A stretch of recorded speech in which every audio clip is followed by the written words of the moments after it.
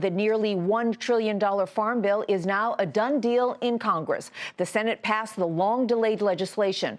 It trims food stamps for the poor, but expands federal crop insurance. It ends direct payments to farmers and consolidates agricultural conservation problems.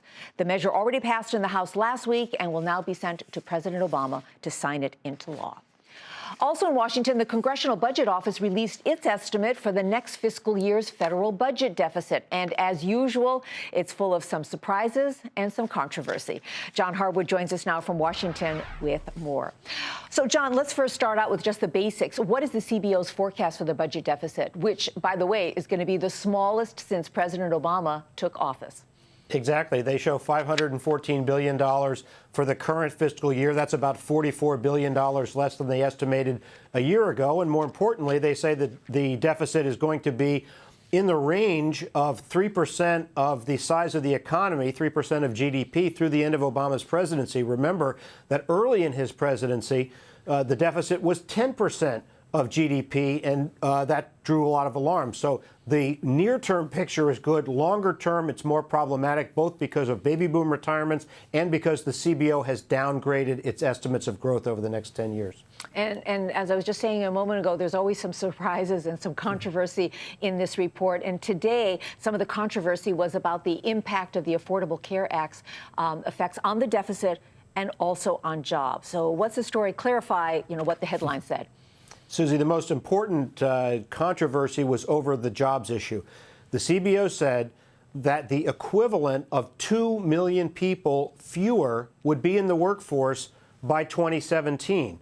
Why is that the case? Is it because employers will hire less? No.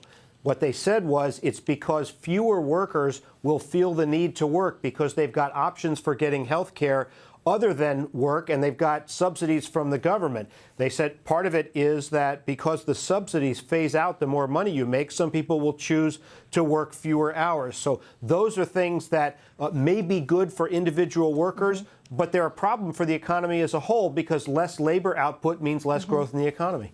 So when you add it all up, what the CBO said about the deficit and the Affordable Care Act and jobs and growth, what's the bottom line? The bottom line is more debate. Look, the problematic picture at the highest level of importance is growth in the economy going forward. That was not a good number. It showed that it's going down. On the other hand, if people are feeling better off because they have health care and choose not to work, that's not so bad for those individuals. And two other things that the administration is going to point to. The CBO said that the Obamacare health premiums are 15% lower than estimated, and they also said that there is no compelling evidence that we are shifting to a part-time economy as a result of this law. Okay. Oh, all good stuff. All right. Thank you so much, John. John Harwood reporting from Washington.